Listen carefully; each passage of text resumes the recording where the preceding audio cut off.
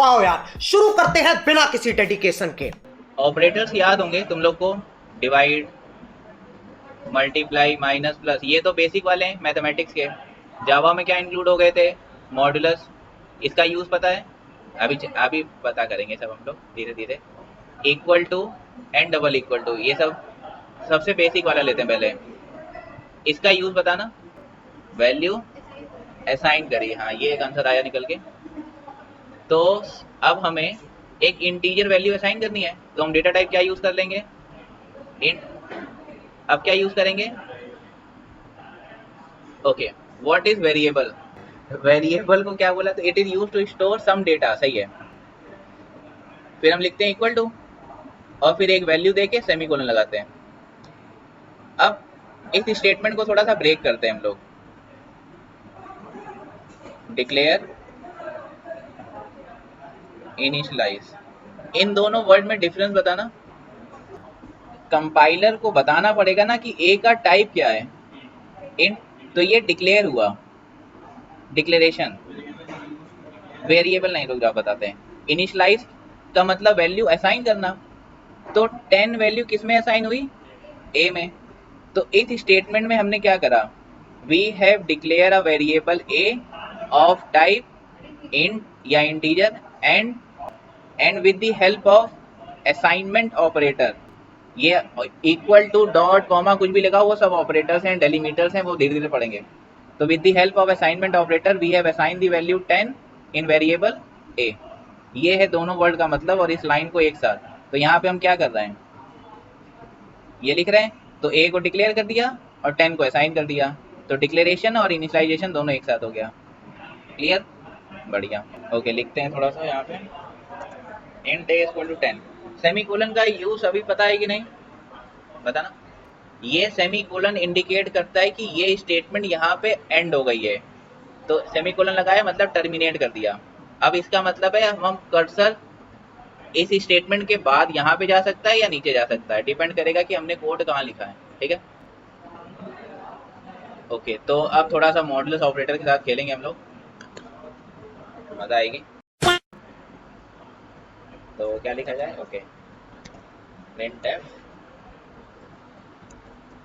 ये percent D का मतलब हमने बताया, अभी बताया क्या होता है? हाँ, डी का मतलब क्या था यहाँ पे? परसेंट डी डिनोट करेगा कि यहाँ पर हम एक इंटीजर वैल्यू में ऑपरेट कर रहे हैं। बस एफ लिख देंगे, फ्लोट हो जाएगा, डी लिख देंगे। ठीक है? तो हम यहाँ पे लिखते हैं a is equal to a 15 modulus a, printf double quote percent d comma a semicolon. क्या आएगा इसका आंसर? Very good. 3 केसेस देख लेते हैं फटाफट। दिव्या जी बताइए। 2, समझ गया ना? तो इसको पहले बच्चों के तरीके लिख लेते हैं। ठीक, 1 1 जा 1। ठीक है, रिमाइंडर कितना आया? ये 0 आया। अब इस केस में हम इसको ऐसे लिखेंगे, बट मॉडुलस लगा है तो यहाँ पे हम 0 पॉइंट नहीं लगाएंगे। अगर वैल्यू छोटी है तो वही आंसर हो जा रही है, देखो। ठीक, खत्म। तो ठीक है, क्वेश्चन करो फिर फटाफट। ए की वैल्यू हम ले लेते हैं 1, इसको हटा दो। और यहाँ पे हमने लिखा a is equal to 10 divide by a plus 10 modulus a. इसका आंसर 10 आएगा। दिव्या शुक्ला, यस सही है। देखो यहाँ पे क्या रखेंगे? 10 डिवाइड बाई 1, यहाँ पे रखेंगे 10 मॉडुलस 1। हमने डिलीट कर दिया ना उस हिसाब से। हाँ, फिर वैल्यू 1 आएगी, फिर 1 आएगी। हाँ, तो यहाँ पे 10 आ गया, यहाँ 0 आ गया, तो वैल्यू 10 आ गया। ठीक है, चलो ये आता है, इसमें टाइम वेस्ट नहीं करेंगे हम लोग, वो सीख लेते हैं। Prefix and postfix. ठीक है, प्री का मतलब ना ना ना, बस हम प्री का मतलब पूछ रहे हैं। प्री का मतलब पहले, पोस्ट का मतलब बाद में। तो हमने लिखा प्लस प्लस ए और ए प्लस प्लस। ठीक, ए की वैल्यू हमने क्या एज्यूम कर ली है? 1। इस केस में क्या रिजल्ट आएगा? 2। इसको हम लोग क्या बोल देते हैं? CTU चेंज देन यूज, इसको क्या बोलेंगे?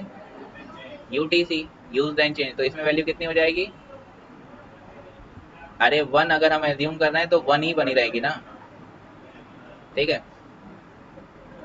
कुछ क्वेश्चन करते हैं, निकाल लो नोटबुक वगैरह, ठीक है करो। देखो जैसे ये लिखा हुआ है, तो 3 2 6, रिमाइंडर आया 1, तो डिवाइड के केस में 2 आंसर आ जाएगा, मॉडुलस के केस में 1 आ जाएगा। DS और PS है, तुम्हारा कितना था? 6 5।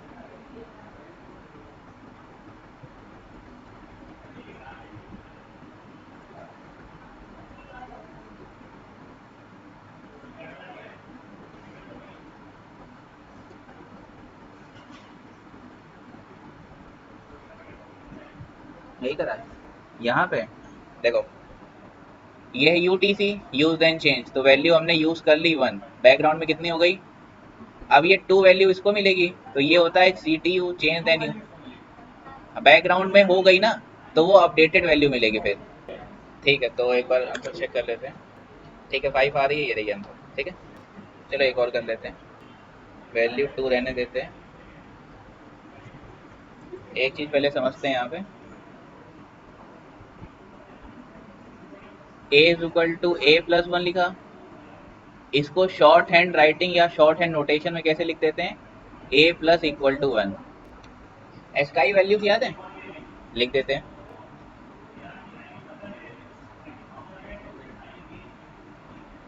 ठीक है। तो 65 टू 90, 97 टू 122, 48 टू 57, ये है इसकी रेंज। A+= सिंगल कोट्स में A divide by single quotes में कैपिटल A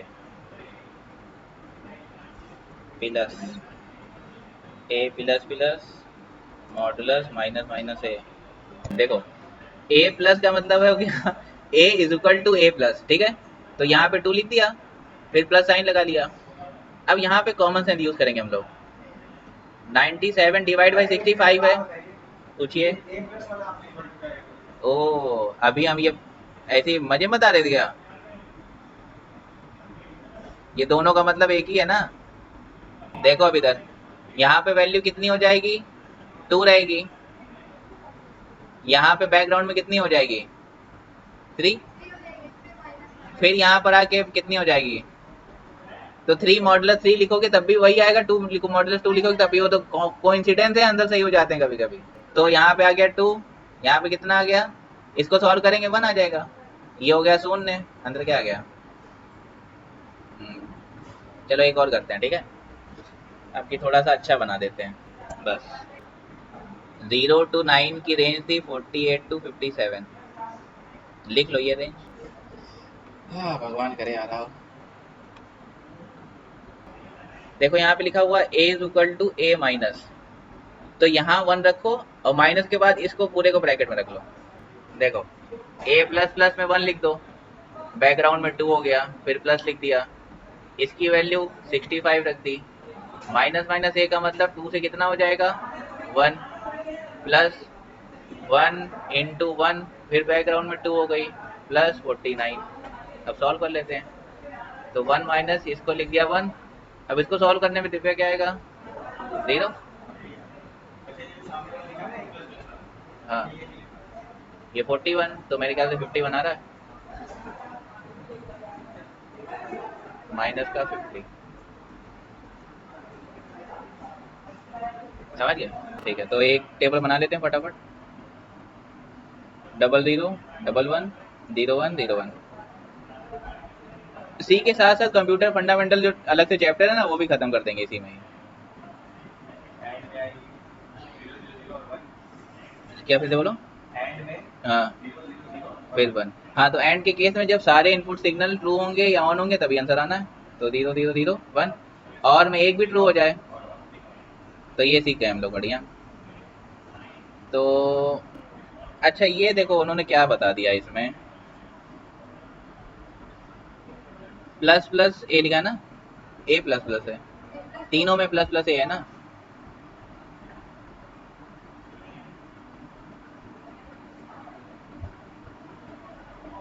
ठीक। प्रज्वल देखो यहाँ पे क्या बताया इनके फैकल्टी ने। अब जैसे हम लोग अपने मेथड से सॉल्व करते हैं, हम लोग लेफ्ट इधर से चलते हैं, ठीक है। तो ये कितनी हो जाएगी, ये कितनी हो जाएगी, अरे ये कितनी हो जाएगी, 15 आ रहा है। इधर से चलेंगे तो 4 + 5 + 6 तब भी 15 आएगा। अब तुम सब जगह 5 5 और 5 तो नहीं लिख सकते हो,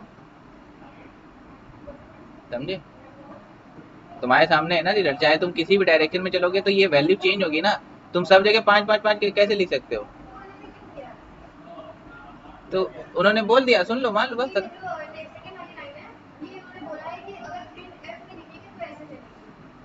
प्रिंट एफ में चलेगी तो ऐसे चलेगी, हाँ ये बात सही बोली उन्होंने, बट ये वाली बात लॉजिकली या वैसे भी सही नहीं है। बस इसका तो ट्रू आएगा। अरे ये पुराना कोड क्यों चलता है हमेशा यहाँ पे, ओह पागल हो गया ये। चलो बूलियन यूज करके करना पड़ेगा, वो भी रहने देते। चलो ठीक है, टर्नरी ऑपरेटर भी पढ़ लेते हैं फटाफट हम लोग। ये तो भाई ये सबसे ज्यादा अच्छे होते हैं।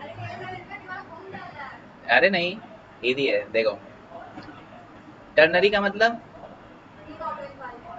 ठीक है, एक बेसिक डेफिनेशन नहीं पढ़ी हम लोग ने, वो भी पढ़ते हैं।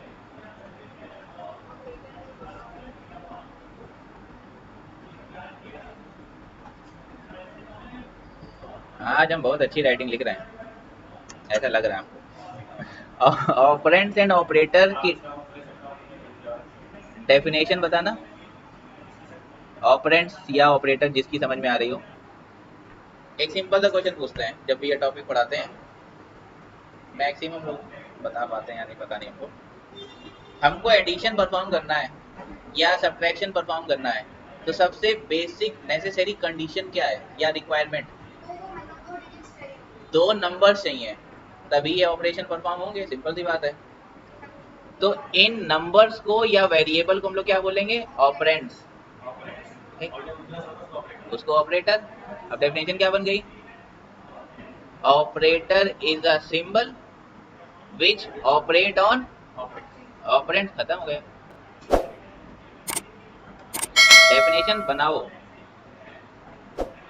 3rd 4th सेमेस्टर का आते आते चीता हो जाओगे फिर।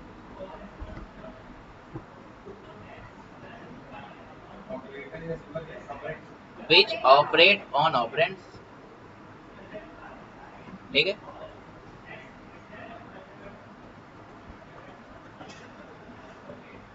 डन।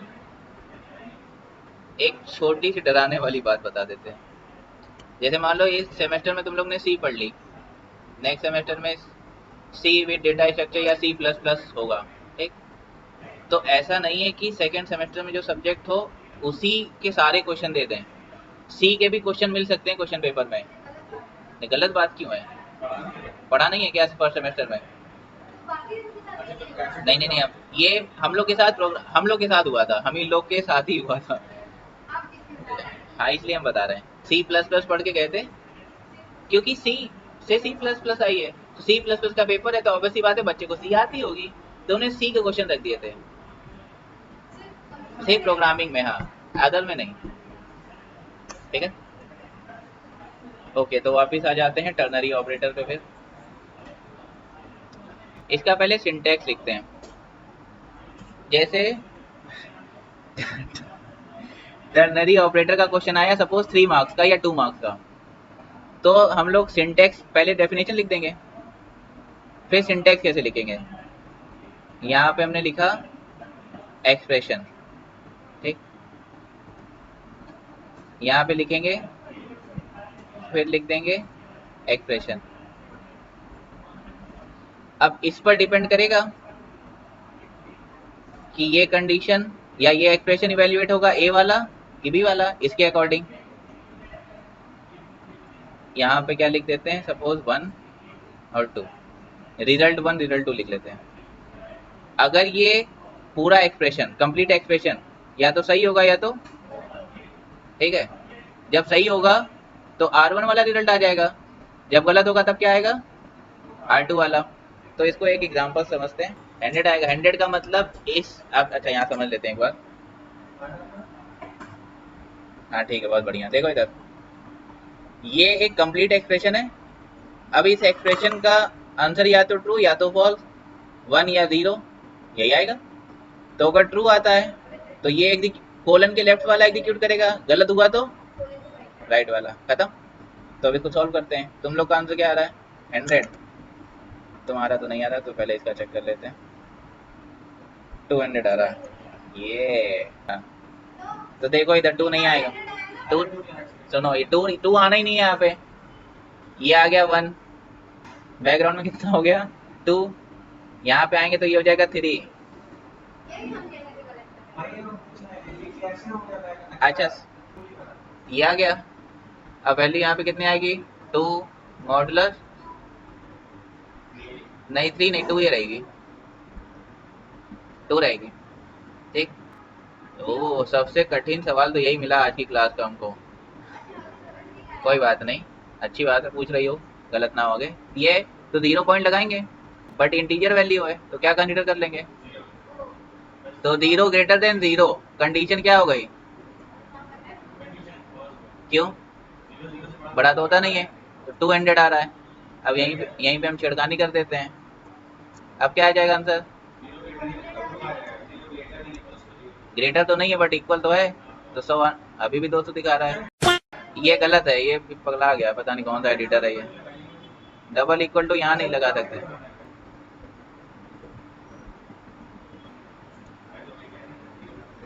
यार, ये 200 ही दिखा रहा है।